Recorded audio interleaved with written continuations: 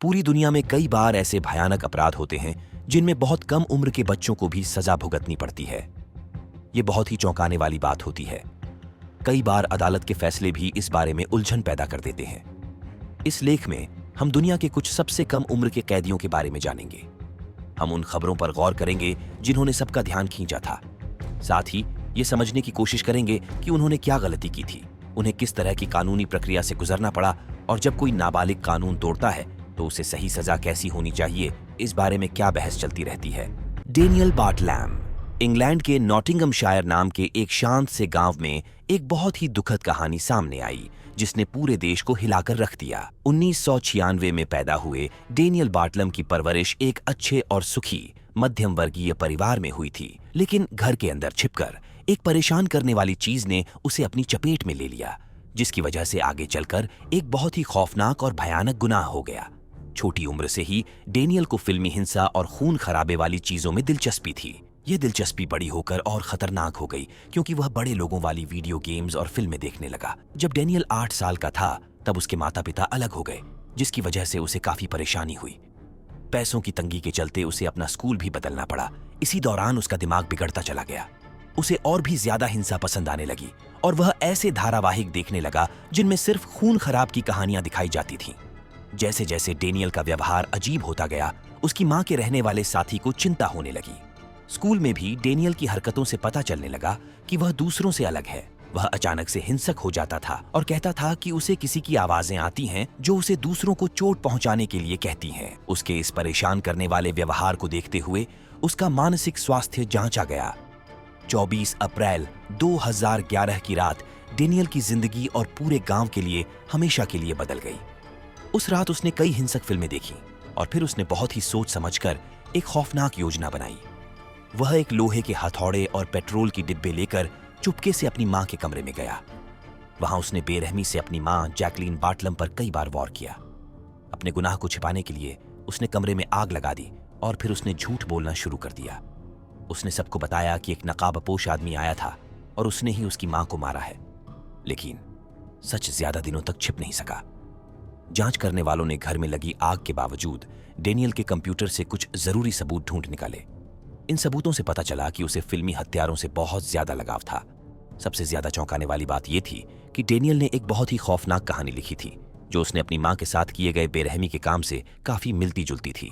अब किसी को कोई शक नहीं था। अखबारों ने डेनियल बार्टलम को द कोरोनेशन स्ट्रीट किलर का नाम दिया था और उसे अपने खौफनाक गुनाह की सजा भुगतनी होगी। कोर्ट में चल रहे मुकदमे के दौरान डेनियल ने यह कहना शुरू कर दिया कि उसकी मां उसे बहुत तंग करती थी, इसी वजह से उसे उनकी हत्या करनी पड़ी। लेकिन सबूतों की कमी और उन लोगों की गवाही जिन्होंने जैकलीन को एक प्यार करने वाली मां के रूप में जाना था ने उसके बचाव को कमजोर कर दिया। जूरी ने उसे हत्या का दोषी माना और जज ने उसे कम से कम 16 साल जेल में रहने के साथ उम्र कैद की सजा सुनाई। इस खौफनाक और बेवजह अपराध ने पूरे गांव और जांच करने वाले पुलिस वालों को भी हिलाकर रख दिया। पुलिस वालों ने डेनियल की पूरी सोची समझी योजना और उसके झूठ का पर्दाफाश किया, जिससे पता चला कि वह कितना खतरनाक है। जेल की सलाखों के पीछे भी एक सवाल बना हुआ है। आखिरकार एक ऐसे लड़के ने जिसको उसके परिवार ने 14 सालों तक प्यार किया, उसने इतना भयानक काम क्यों किया? यह खौफनाक मामला असल जिंदगी और फिल्मों की कहानियों के उलझाव का, बिना रुके हिंसा को पसंद करने के खतरों का और उसके बुरे अंजामों का एक सख्त इशारा है। डेनियल बार्टलम का नाम हमेशा हाल के दिनों के सबसे खौफनाक अपराधों में से एक के साथ याद किया जाएगा। यह हमें मासूमियत और अकल्पनीय बुराई करने की क्षमता के बीच की पतली सी रेखा के बारे में सोचने पर मजबूर कर देता है। इवान मिलर अल्बामा राज्य में मॉल्टन के पास स्थित लॉरेंस काउंटी के एक छोटे से गांव में 14 साल का लड़का इवान मिलर अपने साथी कोल्बी स्मिथ के साथ मिलकर साल 2003 में अपने ही पड़ोसी कोल कैनन की बेरहमी से हत्या कर देता है। इस खौफनाक गुनाह ने पूरे गांव को हिलाकर रख दिया और साथ ही एक ऐसा कानूनी झगड़ा खड़ा कर दिया जिसने पूरे देश का ध्यान खींच लिया। 2021 में कोरोना वायरस की पाबंदियों के चलते झूम नाम की एक वीडियो कॉलिंग ऐप के जरिए ऑनलाइन कोर्ट की कार्यवाही हुई थी। इस कार्यवाही में इवान मिलर को पैरोल पर जेल से बाहर आने की उम्मीद थी, लेकिन लॉरेंस काउंटी के जज मार्क क्रेग ने उसे पैरोल दिए बिना उम्र कैद की सजा सुनाकर उसके सपने तोड़ दिए।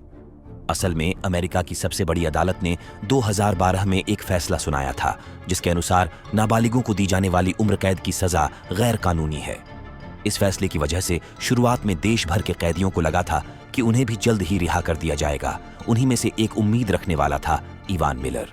जज क्रेग ने माना कि इवान मिलर का बचपन बहुत ही मुश्किलों भरा रहा होगा। उसे बचपन में काफी परेशानी हुई होगी, मारपीट सहना पड़ी होगी, उसने गलत चीजें ली होंगी और उसकी मानसिक हालत भी ठीक नहीं रही होगी। लेकिन जज ने यह भी कहा कि इवान को सजा उसी गुनाह के लिए मिल रही है जो उसने किया था। जज ने बताया कि इवान ही असली गुनाहगार था जिसने कोल कैनन को मारा था। जज ने यह भी बताया कि इवान ने कोल कैनन को जो खौफनाक बातें कही थीं वो किसी कहानी की नहीं बल्कि असल जिंदगी की किसी खौफनाक घटना की तरह लग रही थीं। इस फैसले से आखिरकार कोल कैनन के परिवार को इंसाफ मिल ही गया। कोल कैनन की बेटी कैंडी चीथम को काफी राहत मिली और उसने जज क्रेग के फैसले की तारीफ की। उनका मानना था कि यह सजा इवान मिलर के किए गए बुरे कामों के लिए बिल्कुल सही है। इवान मिलर का मामला न सिर्फ नाबालिग अपराधियों को दी जाने वाली सजा के बारे में बहस खड़ा कर देता है बल्कि पूरे देश में कई कैदियों की सजा पर फिर से विचार करने की सुनवाई का भी कारण बनता है। जिन कैदियों को नाबालिग अवस्था में किए गए अपराध के लिए उम्र कैद की सजा बिना पैरोल के मिली थी, उन्हें मिलर की पिछली अपील की वजह से जरा सी उम्मीद जगी थी। लेकिन अल्बामा उन राज्यों में से एक था जहां ऐसे नाबालिग अपराधियों को सिर्फ उम्र कैद की ही सजा सुनाई जा सकती थी, वो भी बिना पैरोल के। सुप्रीम कोर्ट के फैसले ने जजों को यह सोचने पर मजबूर कर दिया कि वो नाबालिगों को दी जाने वाली सजाओं के मामले में दूसरे विकल्पों और कम करने वाली परिस्थितियों पर भी गौर करें। मिलर की मदद के लिए वकीलों की टीम मोंटगोमरी स्थित इक्वल जस्टिस इनिशिएटिव नाम की संस्था से आई थी। उन्होंने कोर्ट में ये दलील दी कि 14 साल के बच्चे को उम्र कैद की सजा बिना पैरोल के देना बहुत ही बेरहमी भरा और अजीब सजा है। उनका कहना था कि मिलर की उम्र, उसकी समझदारी की कमी और उसके परेशान परिवार के हालात को भी फैसला सुनाते समय ध्यान में रखा जाना चाहिए था। हालांकि मिलर अभी भी पैरोल पर जेल से बाहर आने की कोशिश कर रहा है, लेकिन मारे गए व्यक्ति के परिवार को लगता है कि उसे अपनी सजा के खिलाफ अपील करने के काफी मौके मिल चुके हैं। इवान मिलर का मामला हमारे कानून व्यवस्था में इंसाफ और दया के बीच सही तालमेल बिठाने की जटिलता को दिखाता है। कोर्ट के फैसले से यह पता चलता है कि मिलर ने जो किया वो इतना खौफनाक और सोच समझकर किया गया था कि उम्र कैद की सजा बिना पैरोल के देना ही एकमात्र सही फैसला था। यह फैसला इस बात की भी याद दिलाता है कि अपराध का असर पीड़ितों और उनके परिवारों पर सालों साल तक रहता है। उन्हें कई बार कोर्ट की कार्यवाहियों का सामना करना पड़ता है, जिससे उन्हें उस खौफ और दर्द को फिर से जीना पड़ता है जो उन पर बीता था। थॉमस मैकलाउड जूनियर, एक भयानक हादसे और जेल की सजा की ये कहानी थॉमस मैकलाउड जूनियर की है, जिसे सिर्फ 14 साल की उम्र में किए गए अपराधों के लिए उम्र कैद की सजा सुनाई गई थी। ये नाबालिग लड़का अपने दोस्त डोंटेज टिलमन के साथ मिलकर मिशिगन में 2 बेघर लोगों की बेरहमी से हत्या कर देता है। पहले दर्जे की हत्या के 2 मामलों में दोषी पाए जाने के बाद मैकलाउड को बिना पैरोल के जेल में उम्र कैद की सजा सुनाई गई थी। ये साल 2009 की बात है, लेकिन मैकलाउड अब भी जेल की जिंदगी की मुश्किलों को झेल रहा है। एक रात फोन पर बात खत्म करने के बाद एक जेल के पहरेदार को उसकी बातचीत अनुचित लगती है और उसे वापस अकेले बंद होने वाली कोठरी में डाल दिया जाता है। जेल में ये अकेलेपन के पल उसकी पूरी जिंदगी में फैले अकेलेपन और निराशा की निशानी बन जाते हैं। मैकलाउड की कहानी कोई अकेली कहानी नहीं है।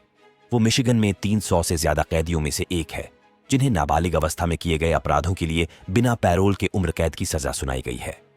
अतीत के बारे में सोचते हुए मैकलाउड अपने मामले की खास बातों पर चर्चा करने से इनकार कर देता है, लेकिन अपनी बेगुनाही पर जोर देता है। वो गलतियां करने की बात तो मानता है, लेकिन कहता है कि उसे और उसके दोस्तों को कभी किसी को मारने का इरादा नहीं था। वो अपनी सजा का कुछ हिस्सा पुलिस की पूछताछ के दौरान उलझन और घबराहट में कबूल कर ली गई बातों को मानता है। जेल में बिताए पूरे समय के दौरान मैकलाउड को कई बार सजाएं भुगतनी पड़ी हैं, लेकिन उसने खुद को बेहतर बनाने की कोशिश भी की है। किताबें पढ़ने में उसे राहत मिली है, कहानियों में डूबकर उसने अपना ज्ञान बढ़ाया है। लेकिन आयोनिया की हाई सिक्योरिटी जेल में ट्रांसफर होने के बाद से पढ़ाई और खुद को सुधारने के उसके मौके कम हो गए हैं। तमाम मुश्किलों के बावजूद मैकलाउड जेल की दीवारों से बाहर की जिंदगी की उम्मीद को थामे हुए है। वो उस दिन का सपना देखता है जब वो आजाद हो सकेगा और मिशिगन में उम्र कैद की सजा के कानून को चुनौती देने वाले मामलों की कानूनी प्रगति को ध्यान से फॉलो करता है। लेकिन जैसे जैसे वो अपनी बढ़ती उम्र को और जेल की सजा के असर को अपने अंदर महसूस करता है, वैसे वैसे उसे ये डर भी सताता है कि शायद उसे अपनी पूरी जिंदगी जेल की सलाखों के पीछे ही बितानी पड़े। जेल में ही मर जाने का खौफनाक सच मैकलाउड के दिमाग में लगातार बना रहता है। वो इन दीवारों से बाहर की जिंदगी की तमन्ना करता है, जहां उसे मौके मिले और खुद को सुधारने का रास्ता मिले। सवाल ये बना रहता है, क्या कभी इंसाफ उसे खुद को सुधारने का मौका देगा, या वो हमेशा के लिए उम्र कैद की बेरहम जकड़न में फंसा रहेगा? डोटिज टिलमैन। हमारा अगला अपराधी अपना जुर्म मैकक्लाउड जूनियर के साथ मिलकर ही कर बैठा था। डोंटेज टिलमन नाम का ये लड़का मिडिल स्कूल में पढ़ता था। ठीक उसी उम्र में, यानी सिर्फ 14 साल की उम्र में, उसे भी उम्र कैद की सजा सुनाई गई, जैसी सजा मैकक्लाउड जूनियर को मिली थी।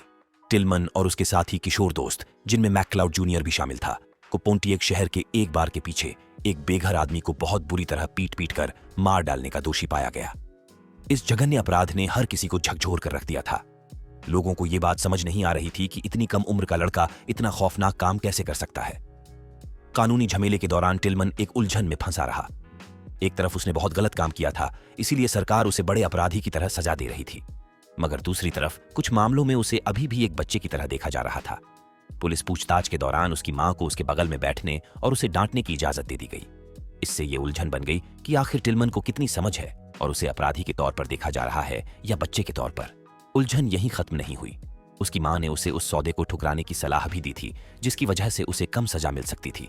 उस वक्त टिलमन की उम्र सिर्फ 15 साल थी। आखिर में खुद को एक अजीब हालात में पाया टिलमन। वो पूरे मिशिगन राज्य में उम्र कैद की सजा पाने वाले 3000 से भी ज्यादा कैदियों में सबसे कम उम्र का था। टिलमन को जब सजा सुनाई जा रही थी, उस वक्त पूरे अमेरिका में नाबालिगों को दी जाने वाली उम्र कैद की सजाओं के मामले में मिशिगन राज्य दूसरा सबसे ऊपर वाला राज्य था।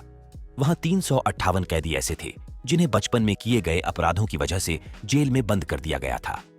ज्यादातर कैदी अब बड़े हो चुके हैं और कई साल जेल की सलाखों के पीछे गुजार चुके हैं। उन्हें समाज लगभग भूल चुका है, सिवाय उन बेगुनाह लोगों के जो पीड़ित हुए थे या उनके परिवार वालों के। लेकिन टिलमन का मामला जरा हटकर था। इतनी कम उम्र में उसने इतना खौफनाक गुनाह कर डाला था, इसलिए हर किसी का ध्यान उसी पर था। टिलमैन और उनके सबसे अच्छे दोस्त थॉमस मैकक्लाउड पर मिशिगन कानून के तहत एक बेघर व्यक्ति विलफोर्ड फ्रेंची हैमिल्टन की हत्या के लिए आरोप लगाया गया था। उन पर खेल के लिए असहाय पीड़ितों को निशाना बनाने का आरोप लगाया गया था, लेकिन टिलमैन ने इस दावे से इनकार किया है। वह नशीली दवाओं के कारोबार और चोरी जैसी आपराधिक गतिविधियों में शामिल होने की बात स्वीकार करता है, लेकिन दावा करता है कि बेघरों को मारना उनका इरादा नहीं था। मुकदमे के दौरान टिलमैन की परेशानी साफ पता चलने लगी, क्योंकि वो ये समझ नहीं पा रहा था कि मामला कितना गंभीर है। उसने वकील की मदद लेने से इनकार कर दिया, लेकिन जब उससे पूछताछ हो रही थी तो उसकी मां वहां मौजूद थी, जिससे उसके मन में उलझन और बढ़ गई। आखिर में टिलमन और मैकक्लाउड दोनों को पहली डिग्री की गंभीर हत्या का दोषी पाया गया, जिसकी सजा के तौर पर उन्हें पैरोल बिना जेल की सजा सुनाई गई। जज को हालांकि ये सजा जरूरी लगने पर भी अजीब लगी, लेकिन उन्होंने माना कि उनका गुनाह बहुत बड़ा था। डैरेन हिगिंस जूनियर उस ग्रुप का तीसरा लड़का था। टिलमन के उलट उसने कम सजा पाने के लिए अभियोजकों के साथ एक समझौता कर लिया। हिगिंस को जेल से जल्द छूटने की तारीख 16 साल बाद की रखी गई। टिलमन अब दोबारा मौका चाहता है, इस उम्मीद में कि समाज उसे बदलने का मौका देगा। वो मानता है कि कोई भी इंसान जन्म से ही हत्यारा नहीं बनता है। इस बात को गलत साबित करना चाहता है कि लोग जन्म से ही बिगड़ चुके होते हैं। Lionel Alexander Tate. अमेरिकी इतिहास में लियोनेल अलेक्जेंडर टेट का नाम एक भयानक रिकॉर्ड के साथ जुड़ा है। वो अमेरिका में जेल में बंद रहने की सबसे सख्त सजा यानी आजीवन कारावास पाने वाले सबसे कम उम्र के व्यक्ति हैं। उन्हें जेल से कभी बाहर निकलने का मौका भी नहीं दिया गया। ये चौंकाने वाला मामला जनवरी 2001 में सामने आया था, जब सिर्फ 13 साल की उम्र में टेट को फ्लोरिडा राज्य के ब्रोवार्ड काउंटी में रहने वाली 6 साल की बच्ची टिफनी यूनिक की बहुत ही बेरहमी से हुई मौत के लिए पहली डिग्री की हत्या का दोषी ठहराया गया था। ये दुखद घटना 28 जुलाई 1999 को हुई थी, जब टेट को उनकी मां की देखरेख में यूनिक के साथ अकेला छोड़ दिया गया था। नीचे खेलते समय टेट की मां ने उन्हें शांत रहने के लिए कहा, लेकिन 45 मिनट बाद यूनिक को बहुत गंभीर चोटों के साथ पाया गया। उसका लीवर फट गया था और उसके शरीर पर, पैरों पर और गर्दन पर काफी जगहों पर चोट के गहरे निशान थे।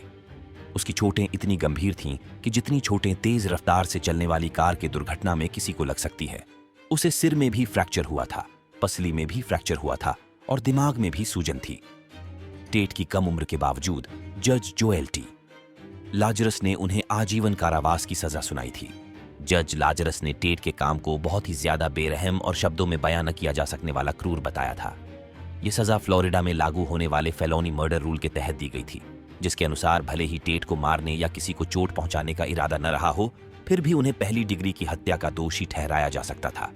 इस कानून के तहत पुलिस को सिर्फ ये साबित करना था कि टेट जानबूझकर उस बच्ची के साथ बुरा व्यवहार कर रहा था और उसी वजह से बच्ची की मौत हो गई। इस सजा का हर तरफ से विरोध हुआ, खासकर टेट की कम उम्र और किसी को नुकसान पहुंचाने की नीयत न होने के कारण। लोगों का कहना था कि इतने छोटे बच्चों को पहली डिग्री हत्या का दोषी ठहराना गलत है, वो भी बिना ये जाने कि उनका इरादा क्या था, या वो ये नहीं जानते थे कि उनके किए का क्या अंजाम हो सकता है। हालांकि जनवरी 2004 में राज्य की अपील अदालत ने टेट की सजा को खत्म कर दिया। ऐसा इसलिए हुआ क्योंकि मुकदमे से पहले टेट की मानसिक क्षमता का टेस्ट नहीं किया गया था। इससे टेट को उस वक्त एक याचिका समझौता करने का मौका मिल गया, जिसे उन्होंने कुछ साल पहले मना कर दिया था। इस वजह से उन्हें 1 साल के लिए घर में रहने की पाबंदी और 10 साल की परिवीक्षा के बाद रिहा कर दिया गया।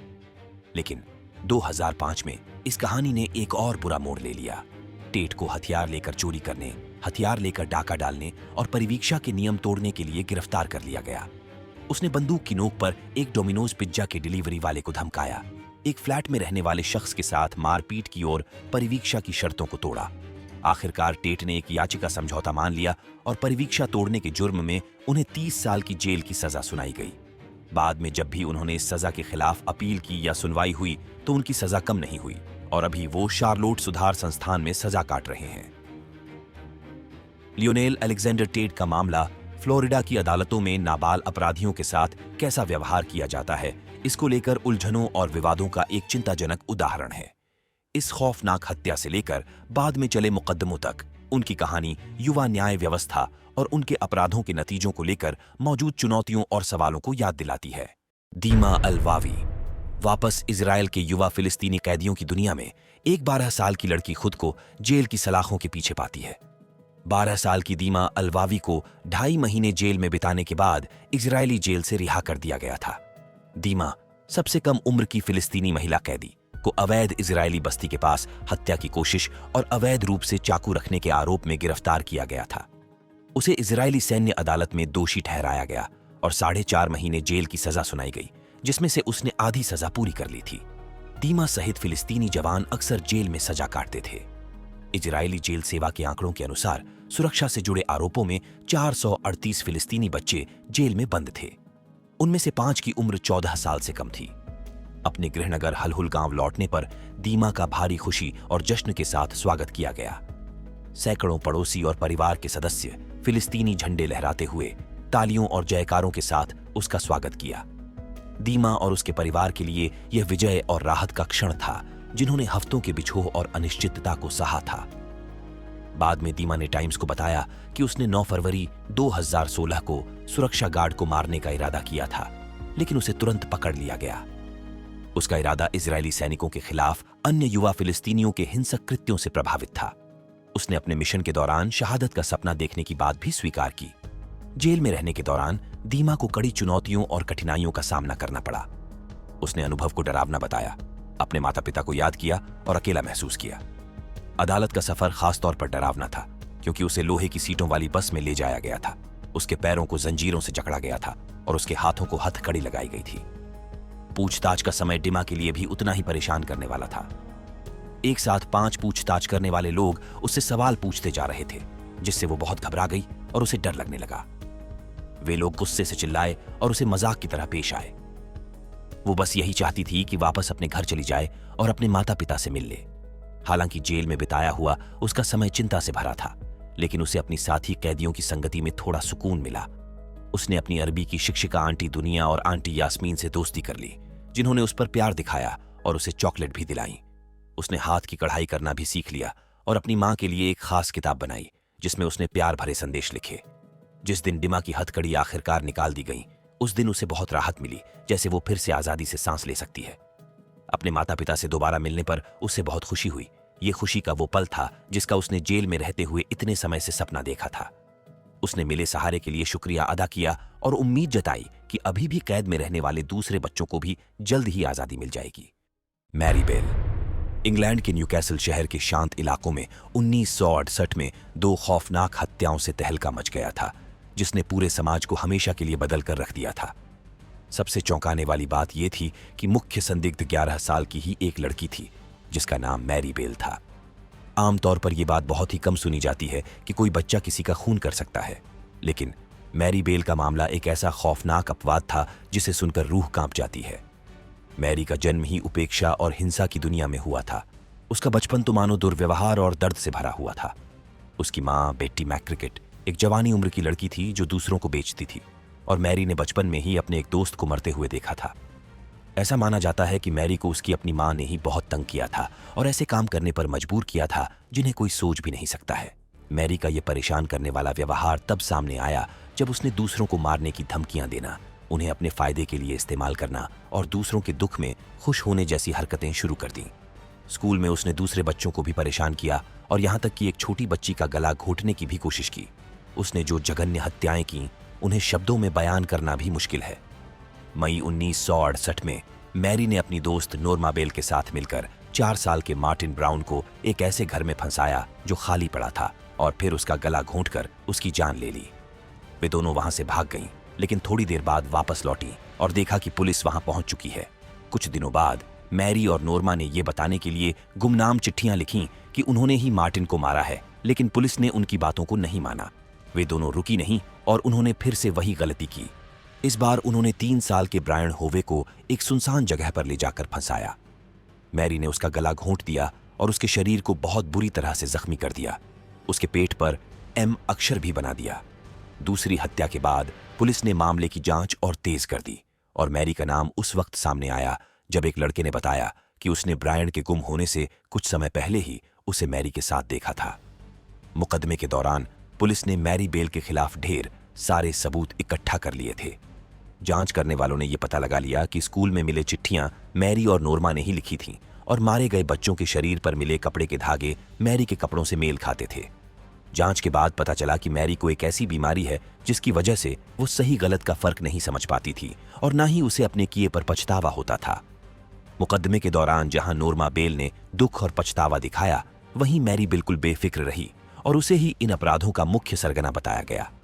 आखिर में उसे गलती से हत्या का दोषी पाया गया और उसे उम्र कैद की सजा सुनाई गई।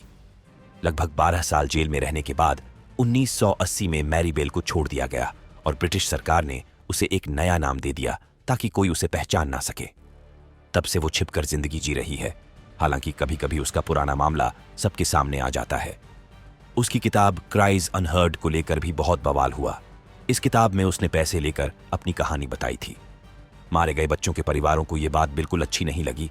उनका मानना था कि मैरी बेल को तो बचा लिया गया, लेकिन उन्हें ना तो इंसाफ मिला और ना ही उन्हें अपने बच्चों को खोने का गम भुलाने में कोई मदद मिली।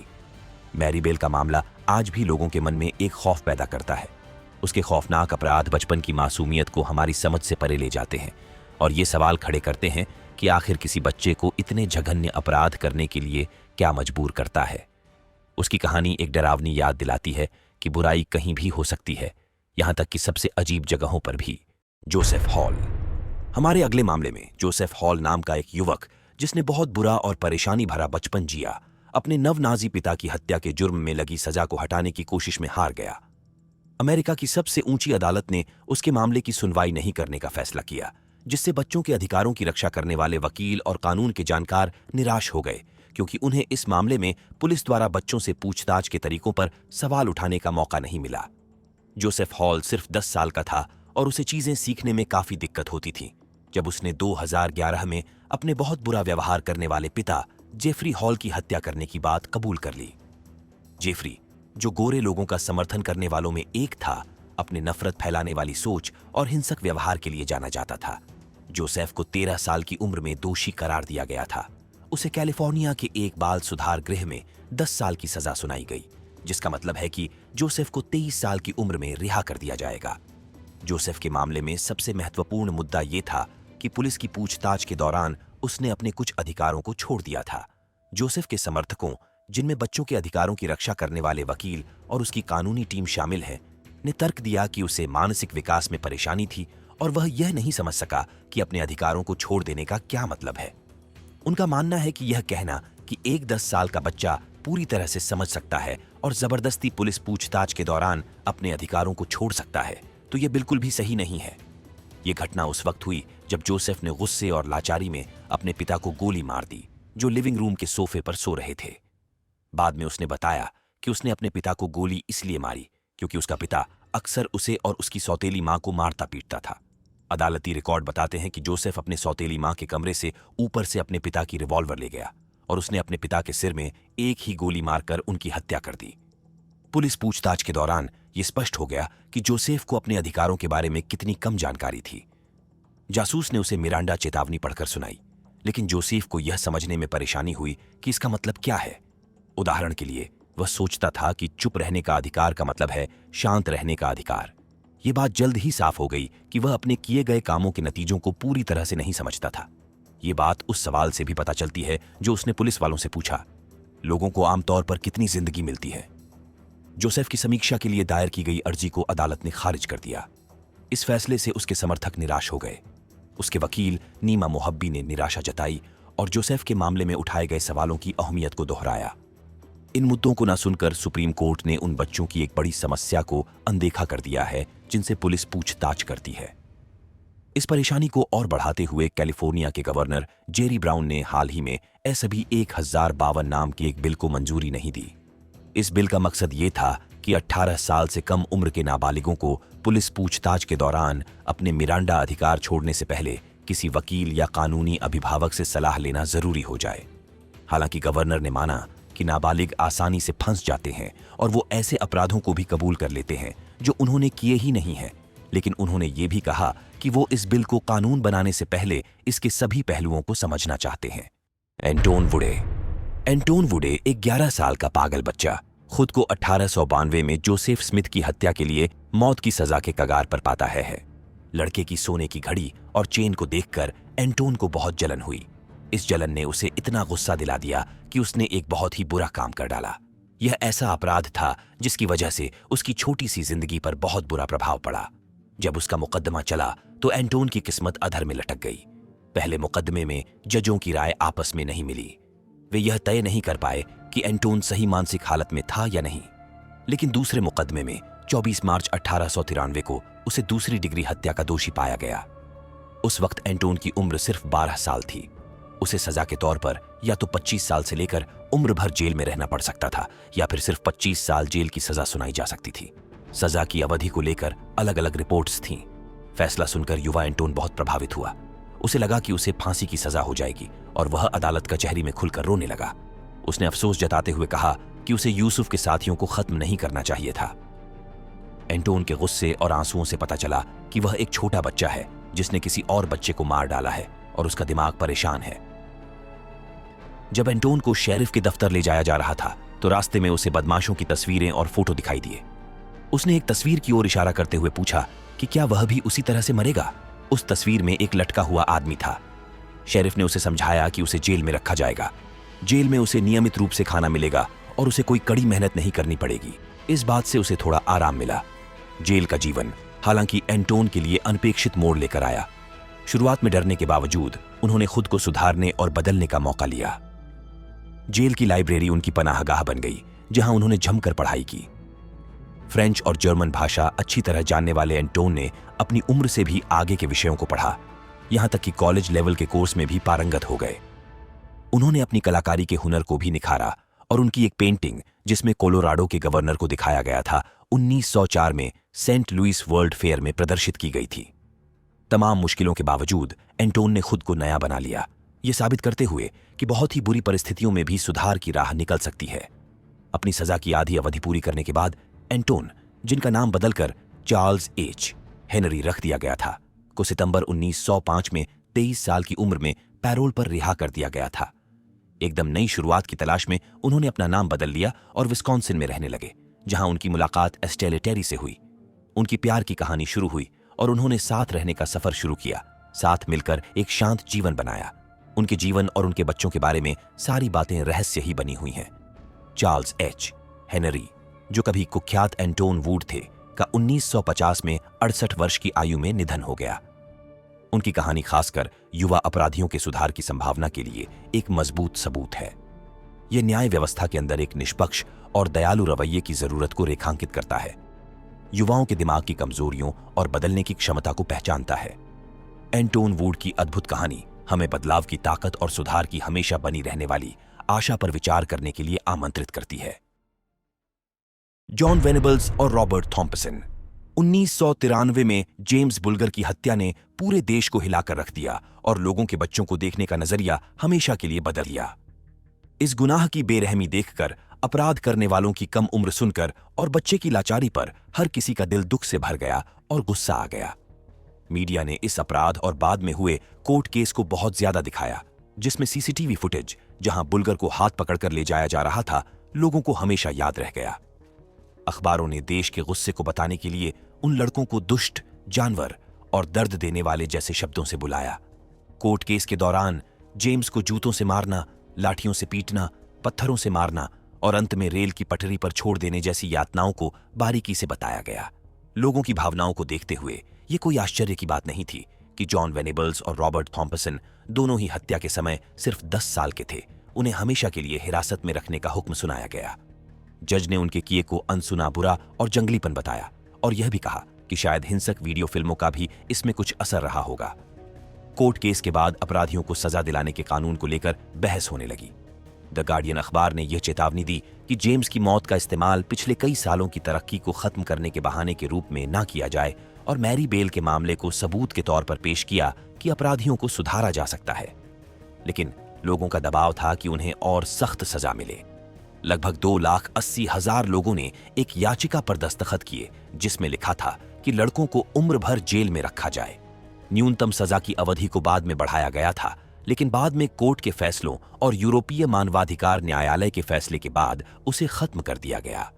यूरोपीय मानवाधिकार न्यायालय ने यह फैसला सुनाया कि लड़कों को सही सुनवाई नहीं मिली और उनकी सजा में राजनीतिक दखल का मतलब था कि उनके मानवाधिकारों को खत्म कर दिया गया। बाद में Lord Chief Justice Lord Woolf ने फैसला सुनाया कि उनकी न्यूनतम सजा पूरी हो चुकी है और अपराध के समय उनकी उम्र को सबसे ज्यादा कम करने वाला कारण मानते हुए उनकी जल्दी रिहाई का रास्ता साफ कर दिया गया। जनवरी 2001 में जेल से छूटने के बाद वेनेबल्स और थॉम्पसन को उनकी सुरक्षा के लिए पूरी जिंदगी गुमनाम रहने की छूट और नई पहचान दे दी गई। मीडिया और लोगों को यह बताना मना कर दिया गया कि वे असल में कौन हैं। द गार्डियन अखबार ने इस फैसले का समर्थन किया। अखबार ने कहा कि उनकी जान बचाना जरूरी है। साथ ही इस बात को भी माना कि उन्हें सुधारा जा सके तो यही जनता की सुरक्षा का सबसे अच्छा तरीका होगा। 23 जून 2001 को बुल्गर परिवार को पैरोल बोर्ड के उस फैसले के बारे में पता चला जिसमें 18 साल के हो चुके थॉम्पसन और वेनेबल्स को रिहा करने की बात कही गई थी। रिहाई की शर्तों में यह था कि वे न तो बुल्गर परिवार से संपर्क कर सकते थे, न ही आपस में बात कर सकते थे और न ही अपने मंजूरी अफसर की लिखी इजाजत के बिना मर्सीसाइड जा सकते थे। द गार्डियन ने रिहाई को दयालु बताया और बुल्गर परिवार से गुस्से को भुलाकर आगे बढ़ने के लिए माफी देने पर विचार करने का आग्रह किया। जॉन वेनेबल्स को जेल से पहली रिहाई के बाद से ही कई बार कानून की परेशानी में पड़ा है। 2010 में उन्हें रिहाई की शर्तों को तोड़ने के गंभीर आरोपों के साथ वापस जेल भेज दिया गया था। बाद में उन पर बच्चों की अश्लील तस्वीरों रखने का भी आरोप लगाया गया, जिसके चलते उन्हें फिर से जेल होना पड़ा। 2011 में वेनेबल्स को एक नई पहचान दी गई थी जब उनकी असली पहचान उजागर हो गई थी। 2013 में पैरोल बोर्ड ने उन्हें फिर से रिहा कर दिया था। हालांकि 2017 में उन्हें बच्चों को गलत तरीके से छूने की तस्वीरें रखने के लिए वापस जेल बुला लिया गया। 2018 में वेनेबल्स को बच्चों की अश्लील तस्वीरों से जुड़े और आरोपों का सामना करना पड़ा और उन्हें 3 साल और 4 महीने जेल की सजा सुनाई गई। 2019 में जेम्स बुल्गर के पिता राल्फ बुल्गर ने वेनेबल्स की पूरी जिंदगी गुमनाम रहने की छूट को खत्म करने की कोशिश नाकामयाब रही। उन्होंने तर्क दिया कि अगर वेनेबल्स की असली पहचान उजागर हो गई तो इससे उनकी जान को खतरा हो सकता है। 2020 में वेनेबल्स की पैरोल सुनवाई मंजूर नहीं हुई और 2022 के लिए तय हुई एक और सुनवाई को टाल दिया गया।